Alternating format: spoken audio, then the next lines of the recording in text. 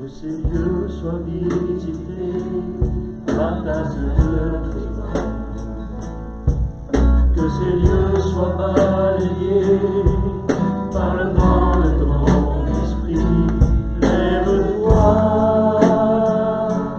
de ton saint lieu et descends au milieu de nous. Pose sur nous tes lampes de feu. Verse ton onction sur nous. Que ces lieux soient visités par ta sainte présence. Que toute ombre soit chassée par ta lumière éclairée. Dans ta main, viens-nous cacher. Garde-nous entre lieux rochers. Lorsque tu passeras parmi nous, que ta bonté soit proclamée. Que ces lieux soient visités par ta sainte présence. Que ces lieux soient les témoins de l'action de ton esprit. Dans ta gloire, viens maintenant. Bénis-nous en cet instant. Que ta vie jaillisse en abondance. Nous allons voir ta puissance. Que ces lieux soient visités par ta sainte présence. Que ces lieux soient les témoins de l'action de ton esprit. Dans ta gloire, viens maintenant. Unis-nous en cet instant. Que ta vie jaillisse en abondance. Nous allons voir ta puissance. Que ta vie jaillisse en abondance. Nous allons voir ta puissance. Une dernière fois, que ta vie jaillisse en abondance. Nous allons voir ta puissance. Nous allons voir ta puissance. Nous allons voir ta puissance.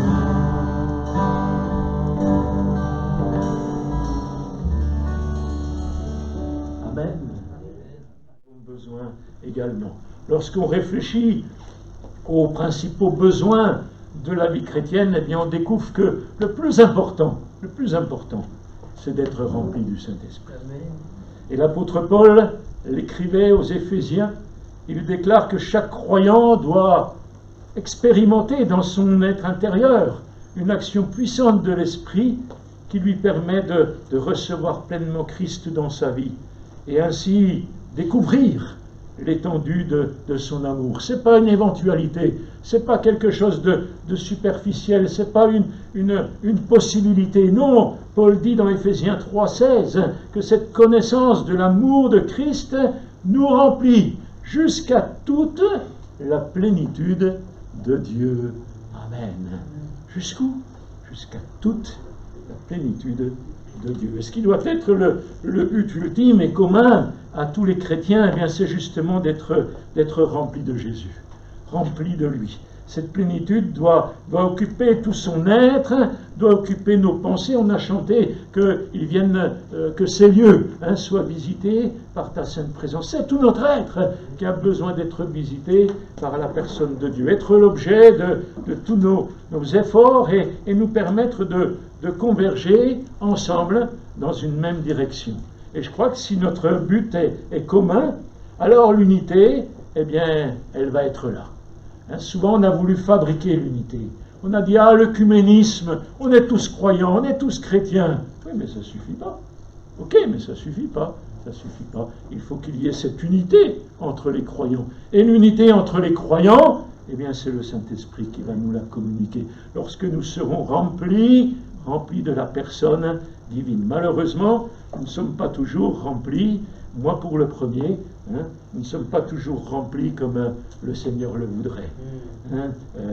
Mon frère Nico le rappelait tout à l'heure, parfois on est pris par le rythme de la vie, et puis ça va tellement vite, et puis on dit « Seigneur, pardonne-moi ». Oui, il le fait, rassurez-vous, il le fait. Mais on ne veut pas continuer comme cela, on veut réagir. Ne pensez pas que Dieu puisse se contenter d'une vie à moitié pleine. Non, certainement pas. Et d'ailleurs, la parabole des 10 vierges en Matthieu 25, et puis les suivants, illustre bien la vie des croyants dont la provision d'huile doit être suffisante. Il faut de l'huile dans ta lampe, mon frère, ma sœur.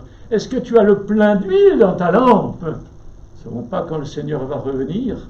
On espère le plus tôt possible, mais s'il tarde un peu, eh bien il va falloir avoir encore de l'huile. Et si nous n'en avons que très peu, comment allons-nous attendre que le Seigneur revienne? Très vite nous allons manquer, comme les vierges de la parabole ont besoin que le Seigneur nous visite tout à nouveau. Et l'expression de la vie chrétienne, eh bien, malheureusement, elle peut vite devenir froide, devenir dure, devenir insensible, lorsque le niveau d'huile va baisser. Lorsque nous ne sommes pas remplis du Saint-Esprit, nous constatons en nous la présence agissante de nos faiblesses. Nous constatons en nous les défaillances qui peuvent apparaître, l'absence de fruits inévitables, le manque de foi, même l'insuccès parfois. Mais lorsque nous sommes remplis de Dieu, alors nous pouvons vaincre nos faiblesses. Alléluia! Parce que c'est lui qui nous donne la victoire. Nous pouvons vaincre nos égarements, nous pouvons vaincre notre méchanceté, notre insuccès, nos fautes, nos peurs, que sais-je? Tout ce qui vient nous accabler, tout ce qui vient nous freiner. Lorsque le Seigneur vit en nous par le Saint-Esprit, eh bien nous avons la victoire sur toutes ces choses-là. Le Saint-Esprit nous communique la force qui nous est nécessaire pour triompher dans toutes les circonstances. Et pour que l'Esprit Saint nous permette d'entrer dans cette dimension, eh bien, il faut que nous nous l'approprions et que nous nous soumettions à lui. Et la question est souvent posée de savoir, mais pourquoi? Pourquoi ne suis-je pas rempli du Saint-Esprit? Pourquoi ne suis-je pas constamment rempli du Saint-Esprit? Eh bien, vous savez quoi? Je vais vous le dire.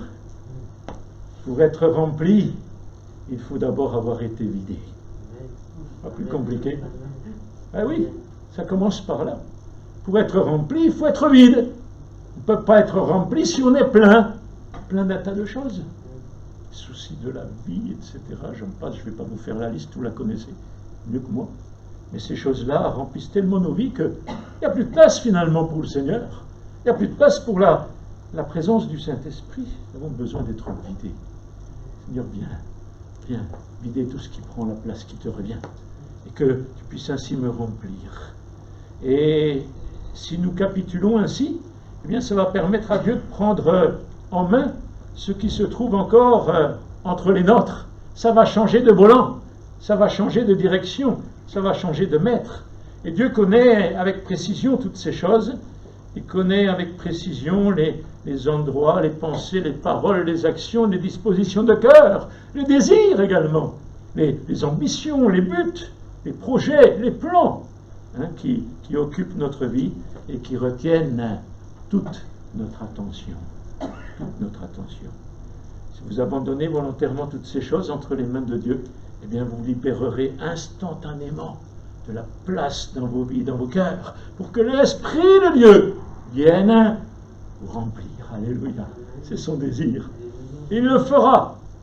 Alors, l'auteur du psaume 23, qui n'est autre que David, il a réalisé combien l'onction peut faire déborder notre coupe. Il le dira dans le psaume 23. Vous le connaissez? Ce psaume, il est ô combien merveilleux. L'Éternel est mon berger. Je ne manquerai de rien. C'est pas compliqué. Grâce à lui, je me repose dans des prairies verdoyantes.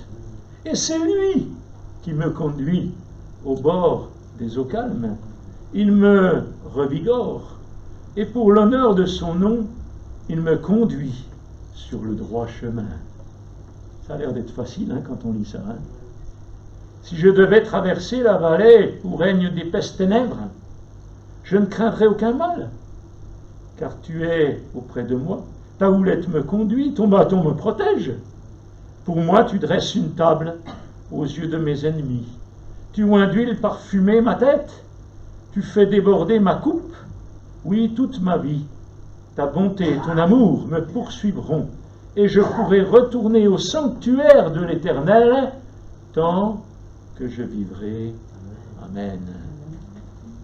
David dit, tu oins d'huile ma tête, et ma coupe déborde, dans les versions secondes. Une question, Dieu qui remplit l'univers, ne pourrait-il pas remplir aussi notre cœur? Certainement que oui. C'est possible, il en est capable. Alors certains diront, ah oui, mais alors qu'est-ce qu'il attend pour me remplir? Eh bien, il attend simplement que nous le laissions faire. Combien ce doit être douloureux pour Dieu de voir notre perpétuelle condition de pauvreté spirituelle, alors qu'il a pourvu de manière si riche et si complète pour répondre à chacun de nos besoins. La Bible dit qu'il nous a donné la vie et qu'il nous l'a donnée avec abondance. Pas des miettes, non, en abondance.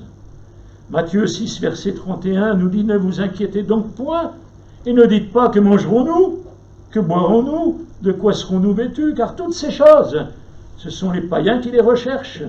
Votre Père Céleste sait, ça me fait du bien moi quand je lis cela, votre Père Céleste sait que vous en avez besoin. Ah, c'est merveilleux, il connaît mes besoins. Mon frère, ma sœur, il connaît tes besoins. Tu as besoin de passer des heures à lui rappeler que tu as besoin de ça, tu as besoin de ça, tu as besoin de ça. Il le sait. Il le sait. Et puis Jésus ajoute, cherchez premièrement, et c'est peut-être là le problème, cherchez premièrement le royaume et la justice de Dieu, et toutes ces choses vous seront données par Dieu. Alléluia. Béni soit le Seigneur. Trop souvent, nous nous contentons de vivre dans cette pauvreté spirituelle, alors que finalement, le Seigneur a pourvu en toutes choses. Il veut nous combler de sa présence. Il veut nous combler de son onction, jour après jour. Mais l'onction, c'est quoi? L'onction de Dieu, c'est quoi? Nos préoccupations, parfois même légitimes, nous détournent de cette source intarissable de l'esprit, nous privent des richesses de Dieu dans chacune de nos vies. La brebis du psaume 23, est-ce qu'elle est consciente de sa dépendance de son berger? Plus que d'en avoir conscience, je pense qu'elle vit pleinement de cette présence. La brebis, elle ne se passera pas de son berger. Non, elle ne le lâche pas. Tant qu'il est là, elle est là, elle est à ses pieds, elle est vers lui, elle est dans sa présence. Elle ne s'éloignera jamais de son berger. Elle n'est pas un animal sauvage. Non. Elle a besoin de son berger pour la protéger, pour la diriger, pour la rassurer, pour la nourrir et pour la soigner. Et si nous réalisons combien nous sommes fragiles et combien nous avons besoin de dépendre du Seigneur, alors nous ne pourrons pas le lâcher. Nous ne pourrons pas nous éloigner. Nous aspirerons jour après jour après sa présence continuelle dans chacune de nos vies. Nous comprendrons combien nous avons besoin de Dieu. Savez-vous que le bon berger, il peut aller jusqu'à donner sa vie pour ses brebis, c'est ce que nous dit l'évangile de Jean, au chapitre 10. C'est Jésus qui dit, je suis le bon berger donne sa vie. Il l'a fait. Amen. Alléluia. Amen. Il l'a fait. et il est prêt encore à tout donner pour chacun de nous. Nous ne devons pas douter un seul instant de l'engagement de Christ envers nous, ni le remettre constamment en question. Il a réellement donné sa vie pour nous. Alors aujourd'hui encore, le berger de nos âmes, eh bien, il désire donner des soins à son troupeau. C'est formidable, il veut s'occuper de nous. Dites-moi, c'est pas souvent qu'on s'occupe de nous, hein? C'est pas souvent. Nous, on s'occupe des autres, mais c'est pas souvent qu'on s'occupe de nous. Ce matin, le bon berger, il veut s'occuper de chacun. Alléluia. Le bon berger, il veut s'occuper de ses brebis. Alors, la Bible parle aussi de loup ravisseur. Il y a le bon berger, et il y a le mauvais. Le bon berger, lui, il connaît ses brebis et il les appelle par leur nom. Alors, on va aller plus loin ensemble, hein, ce matin. Vous voulez bien aller un peu plus loin? Parmi les soins du berger pour sa brebis, eh bien, le psaume 23 nous dit ce matin, tu oins d'huile ma tête. L'onction sur nos vies est d'une importance capitale. Ça commence par là. Tu oins d'huile ma tête. Elle est l'œuvre du Seigneur. C'est pas nous qui le faisons. C'est pas quelqu'un d'autre qui le fait à sa place. Non, c'est lui. C'est lui qui vient inonder nos vies de sa présence. Et le mot onction, il signifie, il se dit Macha. Macha. Et Macha, c'est quoi? Ben, c'est Messie. Et Messie, c'est qui? C'est Jésus. Alléluia. Autrement dit, l'onction, c'est lui. L'onction, c'est sa présence. L'onction, c'est sa vie. L'onction, c'est sa dépendance, notre dépendance vis-à-vis de lui. Et en donnant le nom de chrétien aux croyants, dont la signification est littéralement petit Christ, hein, eh bien on établit le fait, le lien, qu'un chrétien, il est obligatoirement lié au Seigneur, automatiquement dépendant de lui. Mais est-ce que c'est vrai? Parce que si c'est pas vrai, ben je ne suis plus chrétien. Et oui, si je suis chrétien, je suis lié. Si je ne suis pas lié, je ne suis pas chrétien. Vous voyez un petit peu où je veux en venir. Lorsque l'onction est répandue sur nos vies, eh bien, elle a en réalité plusieurs fonctions. La première, l'onction, elle soigne. L'huile, ça permet de guérir les plaies. Lorsqu'un berger soigne sa brebis, il commence toujours par l'approcher de lui, la prendre dans ses bras. Il l'isole des autres brebis, mais surtout des loups qui voudraient les attaquer. Et c'est dans cette intimité qu'il va dispenser les soins nécessaires. C'est dans cette intimité qu'il va mettre en place le remède efficace pour guérir les blessures de sa brebis. Il arrive malheureusement que certaines brebis périssent lors des attaques des loups. Ça peut arriver, hein, on l'a vu dans les Pyrénées, ou que d'autres reçoivent des morsures terribles. Mais pour soigner sa brebis blessée, eh bien, le berger va utiliser de l'huile pour aider les brebis à cicatriser. Peut-être que, frères et sœurs, vous avez été blessés dans votre vie. Peut-être qu'il y a quelqu'un au milieu de nous ce matin qui est blessé et qui a besoin de guérir. Eh bien, le bon berger, il est là, avec son huile. Il va te prendre dans ses bras. Il va te mettre à l'écart de tous ces loups ravisseurs. Et puis, il va panser tes plaies. Il va moindre d'huile ta blessure, ton corps. L'onction, elle est destinée à guérir. Le bon berger déclare dans Ézéchiel au chapitre 34 et au verset 16, un passage important qui est relatif à tous les croyants, les enfants de Dieu. Je chercherai celle qui était perdue, je ramènerai celle qui était égarée, je panserai celle qui est blessée, je fortifierai celle qui est malade. Peut-être que tu te reconnais là dans ce verset. Peut-être qu'il y a quelqu'un au milieu de nous qui est dans ce cas ce matin. Eh bien, sache que le bon berger, il veut s'occuper de toi. Son onction, il veut la déverser sur ta vie et il veut te bénir abondamment. Jésus est réellement ce bon samaritain, hein, dépeint dans la parabole de Luc 10, qui veut vraiment s'approcher de celui qui est blessé. Non, il ne tourne pas les talons. Non, il ne s'éloigne pas en disant « j'ai autre chose à faire, j'en ai d'autres à m'occuper. » Non, non. Il va se baisser, il va te soigner, il va te guérir. Il va mettre ce malheureux sur sa propre monture et puis il va le conduire jusqu'à l'hôtellerie. Son hôtellerie ce matin, c'est ici, mon frère, ma sœur.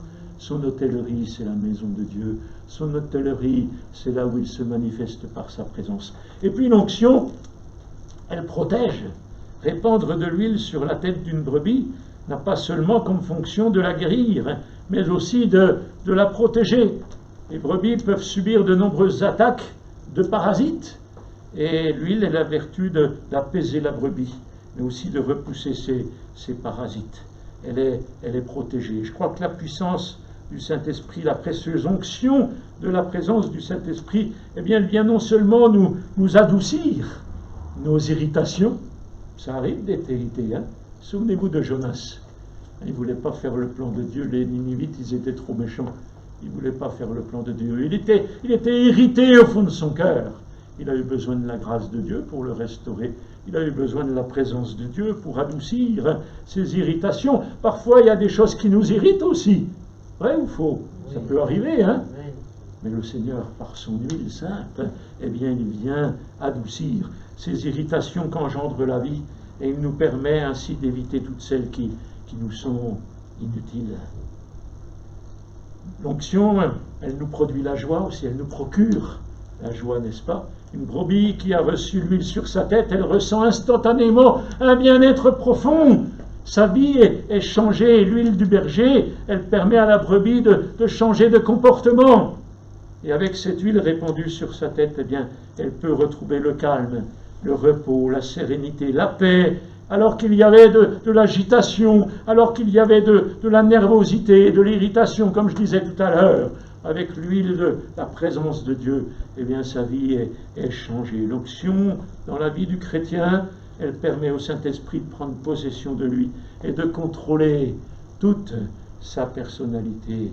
Elle lui confère les qualités qui doivent émaner de la vie de ceux et de celles qui sont au bénéfice du Seigneur. Et ces qualités, eh bien, ce sont les fruits de l'Esprit, les fruits de sa présence en nous. Parfois, il y en a qui disent « Ah, mais moi, je suis baptisé du Saint-Esprit. » Ok, mais le problème, c'est qu'il n'y a pas de fruits. C'est quand même bizarre, hein? C'est quand même bizarre. Le fruit de l'Esprit, il a besoin de se répandre dans chacune de nos vies. Le fruit de l'Esprit, l'amour, la joie, la paix, vous connaissez Galates 5, 22, la patience, la bonté, la bienveillance, la foi, la douceur, la maîtrise de soi, etc., etc. Toutes ces choses, eh bien, ont besoin de se développer. Je ne dis pas que ça n'existe pas, ont besoin de se développer. Chez moi, pour le premier, et puis pour chacun de nous également. Alléluia. L'onction de Dieu, eh bien, elle nous amène tous ces fruits de l'Esprit. Et puis l'onction de Dieu, elle nous rafraîchit. Ah, combien on en a besoin. On a parlé il y a quelque temps de cette oasis, hein, d'Élim, dans lequel nous pouvons nous trouver pour être ainsi rafraîchis, alors que dans ce désert du monde, dans ce désert de nos difficultés, nous sommes complètement assoiffés, complètement en train de dépérir. Et la traduction littérale du psaume 23, verset 5, eh bien, il nous dit ceci: tu me rafraîchis avec l'huile répandue sur ma tête. Tu me rafraîchis. L'huile que le berger répand sur la tête de ses brebis, eh bien, elle est une source de rafraîchissement. La température de la journée, couplée aux efforts que doit dégager une brebis pour suivre son berger dans ses déplacements vers les verts pâturages, eh bien, lui procure une sensation de chaleur, une sensation d'étouffement parfois, et l'huile vient à ce moment-là la soulager. Dans le psaume 92 et au verset 11, c'est le psalmiste qui écrit que Dieu lui donne la force du buffle. Alléluia. On en a bien besoin parfois, hein, qu'est-ce que vous en pensez? La force du buffle. Ah oui, combien nous sommes faibles. On a besoin de la force du buffle. Et puis, il l'arrose avec une huile fraîche. L'onction de l'Esprit dans notre vie personnelle, elle sera rafraîchissante. Elle vient renouveler, décupler nos forces. La présence de Dieu, c'est pour le croyant la garantie d'être totalement soutenu dans ses efforts et dans ses combats. C'est Dieu, par la bouche du prophète Jérémie, qui nous dit en Jérémie 31, verset 25, « Je rafraîchirai l'âme altérée. » Peut-être que tu es cette âme altérée ce matin. Je rafraîchirai, dit Dieu. Je suis prêt à rafraîchir l'âme altérée. Et je rassasirai toute âme languissante. Béni soit Dieu pour cette onction qui rafraîchit. Alléluia, on en a bien besoin. Et puis, une onction va nous permettre d'accepter la volonté de Dieu. La traduction français courant, elle dit « Tu m'accueilles en versant sur ma tête un peu d'huile parfumée ». L'onction représente un véritable signe d'acceptation pour une brebis comme pour un croyant. Recevoir l'huile sur notre tête va rester la tradition orientale, un peu comme un signe de bienvenue. Je t'accueille. Le signe de respect, un signe de consécration également. Souvenez-vous, dans l'Ancien Testament, le sacrificateur, il versait de l'huile sur la tête de celui qui était consacré au service de Dieu. Nous retrouvons cette tradition dans le passage où Jésus a fait un reproche à Simon le pharisien dans Luc 7 au verset 46. Jésus dit « Tu n'as pas versé d'huile sur ma tête, mais elle a versé du parfum sur mes pieds. » Vous vous souvenez de ce récit de cette femme qui avait versé de l'huile, du parfum sur les pieds de Jésus. Et puis Simon qui va trouver à redire, bien sûr, tellement facile de trouver à redire sur les autres, hein. Eh oui, malheureusement. Lui aussi, là, il va trouver à redire, ce pharisien. Mais Jésus va le reprendre. Jésus ne le laisse pas faire. Jésus ne le laisse pas dire. Non, il le reprend. Tu n'as point versé d'huile, autrement dit, tu ne m'as pas accueilli. Elle a versé du parfum sur mes pieds. Et toi, tu ne m'as même pas versé d'huile sur ma tête. Tu ne m'as même pas accueilli. Quelle tristesse. Quelle tristesse. L'onction, je passe rapidement. L'onction, elle ne peut pas passer inaperçue. Elle se ressent. Elle se voit. La version Chouraki du psaume 23, verset 5, nous dit « Tu parfumes ma tête d'huile et ma coupe est pleine. » Ma coupe est pleine. L'onction que le berger va répandre sur la tête de sa brebis, elle va dégager un parfum caractéristique. Je me souviens avoir prêché une fois sur le parfum de Christ. Quel parfum dégageons-nous, frères et sœurs? Est-ce que nous dégageons le parfum de Christ? Est-ce que nous dégageons la bonne odeur de Christ? Ou bien une odeur? On peut avoir un tas d'odeurs, hein? Mais là il est question du parfum de Christ, la bonne odeur de Christ. 2 Corinthiens chapitre 2 verset 15, Paul dit ceci: nous sommes en effet pour Dieu le parfum de Christ, toi et moi, chacun de nous, parmi ceux qui sont sauvés, donc autrement dit dans l'Église. C'est déjà important le parfum de Christ dans l'Église. Des fois il y a des parfums, des parfums d'amertume, des parfums de dispute, des parfums de, bon pas à Bolène bien sûr, mais dans d'autres églises ça peut arriver, des parfums qui ne sont pas le parfum de Christ, mais le Seigneur veut répandre sur nos vies, parmi ceux qui sont sauvés, le parfum de Christ, mais pas seulement, ça va plus loin. Paul dit parmi ceux qui périssent, autrement dit dehors, dans la rue, dans ta famille, quand tu côtoies quelqu'un qui n'est pas Jésus, parfum de Christ, une odeur de vie, et non pas une odeur de mort qui pourrait donner la mort, mais une odeur de vie qui donne la vie. Alléluia, béni soit le Seigneur. C'est ce que Dieu veut nous donner par son onction, par sa présence. Et puis on arrive à cette parole de David qui dit « ma coupe déborde ». Forcément, quand l'onction de Christ est sur sa vie, eh bien, il nous fait déborder. Le désir de Dieu, c'est pas que nous ayons un petit peu d'huile, non, mais que nous soyons pleins au point de déborder. Il désire que notre coupe déborde. Il est question d'un épanouissement spirituel et d'une plénitude constante ici, par la proximité dans laquelle nous vivons avec le bon berger.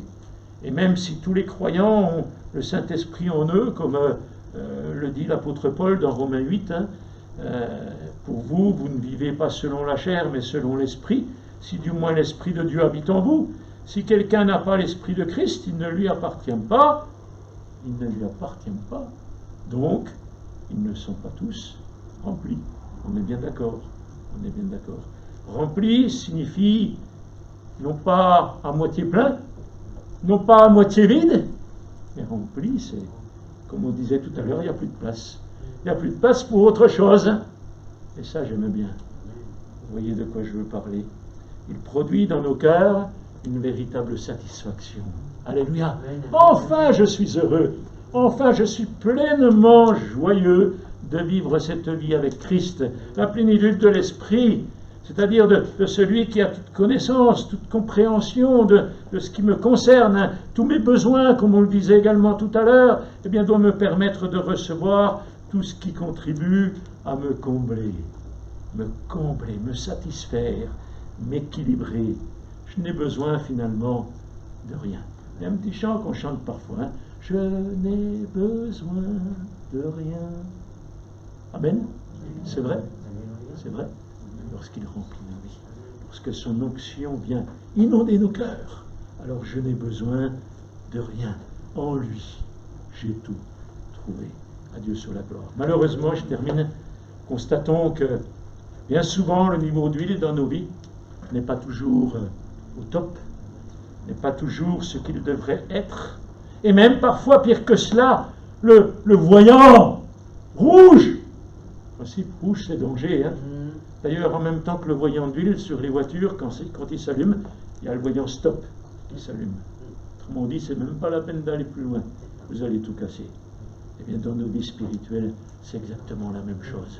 Parfois, le niveau, il baisse considérablement. Et puis, à un moment donné, le voyant rouge va s'allumer. Mon frère, ma sœur, tu es en danger. Tu es en danger. Et le voyant stop s'allume également. Il faut tout arrêter.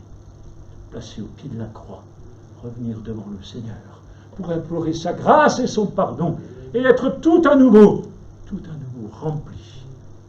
Et à ce moment-là, plus de voyants, plus de voyants stop qui s'allument. Tu peux continuer. Tu peux reprendre le chemin. Tu peux aller de l'avant. Je prie pour que ce voyant, eh bien, ce soit mon message ce matin. Que ce message puisse être le voyant de Christ dans chacune de nos vies. Et qu'à l'écoute de sa parole, eh bien, nous puissions voir le niveau où j'en suis avec lui, où j'en suis dans ma relation avec lui, où j'en suis dans mes moments personnels, où j'en suis dans mes moments de prière, où j'en suis dans mon témoignage de sa vie, de ce qu'il a fait, pour moi, où j'en suis dans mon offrande pour lui. Parce que ça aussi c'est important. Ça fait partie de la Bible, je suis désolé. Où j'en suis. Est-ce que le niveau, il est rempli? Ou bien est-ce qu'il y a encore de la place? Est-ce que, malheureusement, le voyant rouge est allumé? Et là, il y a danger. Parce que si toi tu le vois, Dieu le voit, mais le diable le voit aussi. Et lorsqu'il voit le voyant rouge allumé, eh bien, il va venir s'en occuper. Vous savez ce qui se passe. C'est terrible. La conséquence du niveau d'huile insuffisant, eh bien, c'est que nous vivons avec nos déceptions. Nous vivons avec nos insatisfactions. Nous vivons en plein déséquilibre. Hein. Il y a l'Église, mais il y a aussi le reste. Ou alors, nous vivons avec des blessures non guéries. Des choses qui sont là encore depuis des années, peut-être, et qui nous pourrissent la vie, qui ont besoin d'être pensées, qui ont besoin d'être soignés, qui ont besoin d'être adoucis par l'huile de Christ. L'Ecclésiaste, vous savez, nous donne un précieux conseil dans son livre au chapitre 9, au verset 8. Et je crois que si nous mettons en pratique ceci, eh bien, nous ne manquerons jamais d'huile. Nous n'aurons jamais le voyant le niveau qui va diminuer, le voyant qui va s'allumer. Il dit au chapitre 9 de l'Ecclésiaste, au verset 8, « Qu'en tout temps, tes vêtements soient blancs. » Vous savez, ce qui fait qu'ils ne le sont pas, hein, c'est le péché. Sinon, si on ne vit pas dans le péché, si on vit dans la sainteté, nos vêtements, ils vont rester blancs, lavés par le sang précieux qui a coulé à la croix. Qu'en tout temps, tes vêtements soient blancs, et que l'huile, présence de Dieu, l'huile de l'Esprit de Dieu, que l'huile ne manque point sur ta tête. Amen. Que l'huile ne manque pas. Que l'huile ne manque pas sur ta tête. L'huile qui va apporter les soins nécessaires. l'huile qui va nous apporter la protection dont nous avons besoin, l'huile qui va nous apporter la joie et tous les autres fruits de l'esprit, l'huile qui va nous apporter un véritable rafraîchissement dans ce désert dans lequel nous vivons, désert de ce monde, l'huile qui va nous apporter la possibilité d'accepter les choses, accepter les autres comme ils sont, sans vouloir à tout prix qu'ils soient comme nous. Accepter. L'huile qui nous apporte aussi la bonne odeur, le parfum, l'huile de Dieu qui est répandue sur nos vies. Si nous voulons pleinement vivre dans une vie chrétienne victorieuse, eh bien n'hésitons pas ce matin encore à nous approcher du bon berger, à venir à lui. Je suis le bon berger, a dit Jésus. C'est pas à moi, hein. Moi j'y suis pour rien. Moi je vous donne simplement un message que Dieu a mis sur mon cœur. Vous en faites ce que vous voulez. Toujours est-il que celui qui le mettra en pratique, eh bien, il met en pratique la parole de Dieu. Et Dieu le bénit, Dieu le comble, comme on a dit tout à l'heure. Approchez-vous de lui, approchez-vous du bon berger. Demandez-lui de déverser largement son huile sainte sur vos vies. Et alors, vous serez vainqueurs. Vous serez victorieux dans tous les combats, dans toutes les luttes que nous sommes appelés jour après jour à vivre. Alors nous serons vainqueurs pour la gloire de Jésus. Amen. Amen. Je te bénis pour ta parole, Seigneur. Merci pour ta présence au milieu de nous ce matin. Merci pour ton onction sur nos vies. Et je veux te prier pour que nous soyons tous de ceux et de celles qui vont aspirer continuellement à être pleinement remplis de toi. Tu sais que la vie que nous vivons n'est loin d'être facile. Nous vivons vraiment dans un désert spirituel et nous avons besoin d'être complètement, constamment remplis de ta présence. Viens inonder le cœur de mes frères et sœurs.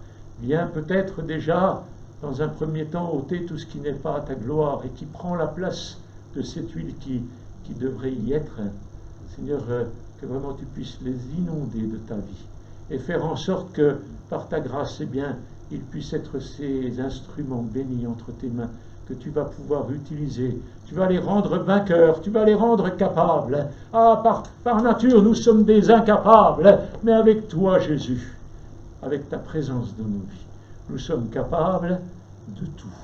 Nous sommes capables de renverser, dit ta parole, des forteresses. Alléluia. Je te prie pour mes frères, je te prie pour mes sœurs, pour qu'ils soient continuellement remplis de ta présence et qu'ils puissent ainsi accomplir ton œuvre avec foi et avec zèle jusqu'à ce que tu reviennes pour nous prendre avec toi, qu'à ton nom seul, Seigneur, soit toute la gloire. Amen. Amen. Béni soit le Seigneur. Alléluia.